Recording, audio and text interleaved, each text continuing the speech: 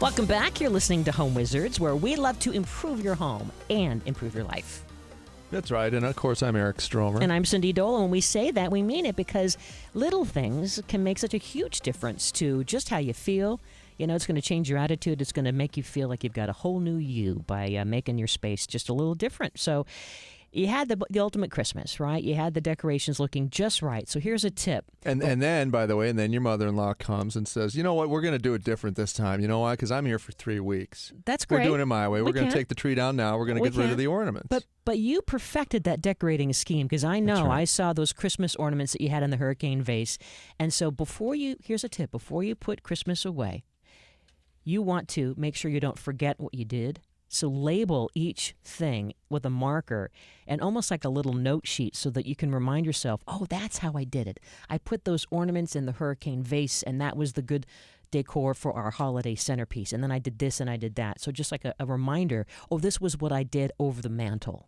Or this is what I did, by the entryway. So you almost have like a little map of how it was used. You're breaking it down with extensive notes on it, so the next time you can recreate it quickly. It's almost like you become a little rock tour manager, right? You're moving things quickly from one location to the next, right? I love that and idea. you need an index if you can, right? That's right? So not only you're labeling the things, whether it's with one of those label makers that I hope you got for Christmas if you don't have one. Or a good old-fashioned Sharpie. Sharpie and masking tape, or So tell us now, you did something cool. You found a beverage container. I bought a case of, they were selling 2-for-1 kombuchas at the local market. You know, those are those fermented drinks that taste like sort of ginger ale, with carbonation. And they had the dividers in the box, and I'm about to throw the box out yesterday, and I realized, wow, this is going to be perfect because it's the size with the dividers to put ornaments within those little little divider aspects to that box.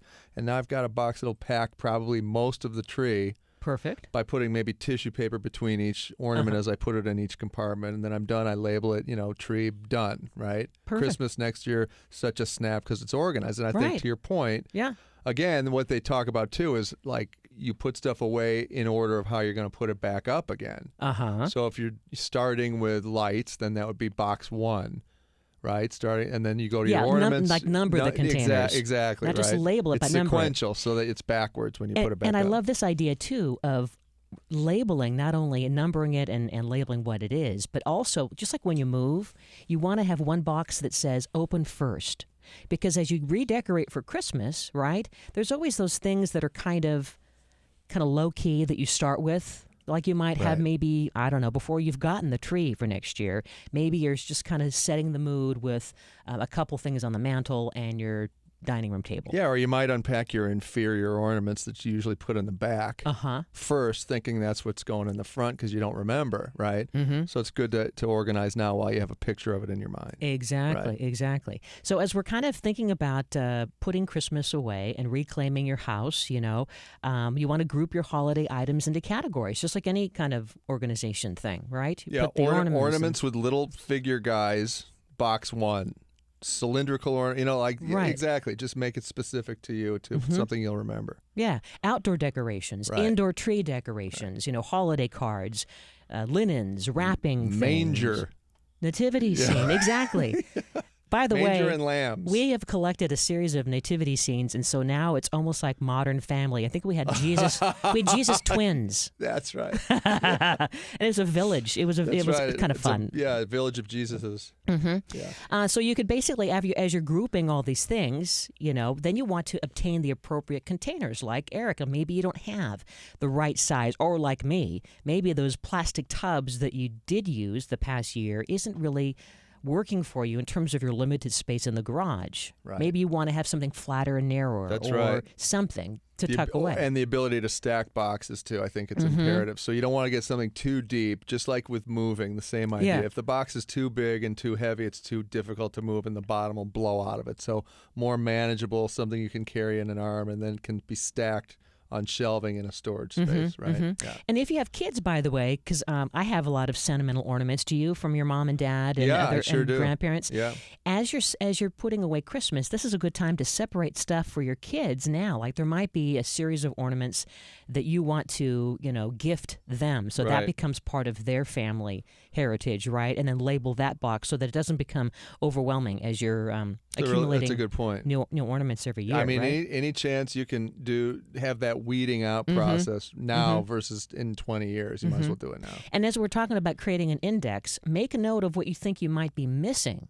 Like, hey, next Christmas, I wish I had a better star Good idea. or an angel for the top of the tree. And then By the way, I need another star. I told you I do the duct tape. Yeah. So we're going to get you. Because now I see adhesive No. on the star from the 3 years prior. I mean, I know duct you love taping. duct tape as the fix-it man, Yeah. but that's not really Christmassy. Not going to work. No. So we're going to put that list of what's missing, your shopping list for next time, and put that in box number 1. So that's the first one that you open right away box. Right. So as like after Thanksgiving comes, you go in there, you see the list, and now you're not tempted to get things that you don't need. Yeah, and make sure if you did use anything edible, like popcorn or things to decorate the tree that could potentially be consumed by vermin, get rid of that stuff. Don't store it with the ornaments at all, because I've had scenarios where animals are nesting in the Christmas decorations because someone forgot to take out the popcorn, Right. garlands that were Right. that theme year, and sure enough, we had a village of little friends. Not good. Not good. Or if you did want to, let's say if you had gingerbread men and you went to the trouble of glazing them and they became tree ornaments, the next best thing is to put like a 2-step process in a baggie, but then in a coffee can. Oh, super double secret. So it's in a metal Container. container. Yeah, Because that's it's just good. a baggie. It's going to eat, those guys are going to go. They'll get to it. Yeah. So that's a good idea for any kind of dough ornaments or, macaroni crafts, Right. things like that. Now, what do you like about light strings, that get tangled, whether it's for, let's say, indoor, for the Christmas tree? You mean how do you You're store gonna them? put them away. I like the cardboard 12 by 12 piece, right? So if you've got an old box, cut 12 by 12 pieces, and then literally just wrap one strand per 12 by 12 piece of cardboard around that particular piece, and then you can stack those, ensuring that they won't tangle. What do you like? This is another one that I just came across, and again, it's a coffee can. And Are you going in or outside? You're going inside, but the outlet is you poke a hole in that plastic lid of Folgers or whatever. You don't like that? No, you've just taken it. It's point counterpoint, and you just kicked my butt. No, I didn't. Yes, you No, did. You took me down. No, I come like on. yours better. But this isn't my idea. I actually found this online. I'm not good. So we're right on this. No. All right. But you're going to take an empty coffee can, and who doesn't? You're going to use it for bacon grease sometimes. But Yeah. now the separate one, you're going to cut a slit in the plastic lid, Yeah. and then you put the receptacle end of the light cord through that, and then wrap the string around the can. Okay, and then you store the extra bulbs and the extension cords inside the coffee can. Really? Are you loving that? That's pretty good. And those are easily stackable. Yeah. I like it. And then I've also seen, and I haven't done it, but I've seen plastic hangers, Yes. right? And you just wrap it Round and round. You start with the plug receptacle? part, the receptacle, not the receptacle, but the plug part. Oh, sure. Okay. On the hanging part of the hanger, hook. right? And then you go around each side of the hanger, and that works out pretty good too. That's a very good idea. Yeah. Now, Anything but bunching in a box in the corner, because you pull it out next year, it's a nightmare. You end up buying new lights. Yeah. So along those lines, it's a good idea to also every year, you forget what you have on hand, maybe start your own Christmas decorating notebook. So not only a sheet that you put in box 1 of what you need to buy next year, but now maybe a full-blown inventory so that each holiday you can keep track of how many strands of lights, how many feet of garland, so you don't overbuy. Yeah. Next good time. idea. I mean, it's a little bit of a chore. You're going to take a little bit extra time to save time. I later. think it's worth it. Yeah. Because it really ends up being stressful. Why contribute more to the stress next year when you could do it now for maybe an extra hour? You might as well go for it. Come on. Now, what about your candles? Well, we end up using them most of the time just through the, until the next holiday. It just sits on the because they're table. white candles. They're white. I yeah. burn them down. I move Yeah. on. Yeah, I usually don't repack them. If you had colored candles that you wanted to preserve, don't want the color to fade, basically the next best thing is to store them so they don't, lose their shape or their color. They should be in a flat, out of light and cool area so they don't get warped. I've had red candles, taper candles, and the next year they're kind of like the Tower of Pisa. Yeah. It's kind of doesn't That's look. well, yeah, that storage hut that I have, it's literally like, a Quonset hut in Vietnam or something. It gets to be about 500 degrees in the summer. So I've had candles melt too. Mm-hmm. Yeah. Now, if you have a Santa suit, do you have a Santa suit? Several.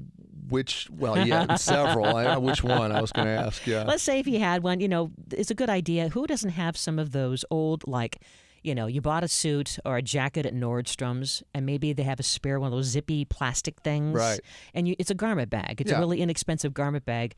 You can just put it in there, fold it neatly, and seal it in there, and it's going to keep the moths and the moisture out. That's it. And then you can even brush your beard and hang it on a hanger within that garment bag. Keep it untangled for next year. Unless you want to wear it throughout the year. Yeah. Eric Stromer, Cindy Dole. You're listening to Home Wizards, where we love to improve your home and improve your life.